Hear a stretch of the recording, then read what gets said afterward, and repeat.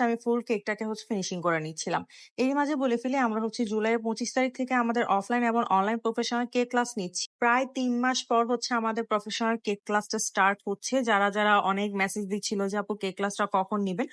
তাদের জন্য বলে দেয়া যে কেকের ক্লাসটা আমরা জুলাইয়ের ২৫ তারিখ থেকে নিচ্ছি। যারা চট্টগ্রামের ভিতরে আছেন তারা আমাদের অফলাইন ক্লাসটাতে জয়েন হতে পারবেন। আর যারা চট্টগ্রামের বাইরে আছেন তারা আমাদের অনলাইন ক্লাসটাতে জয়েন হতে পারবেন।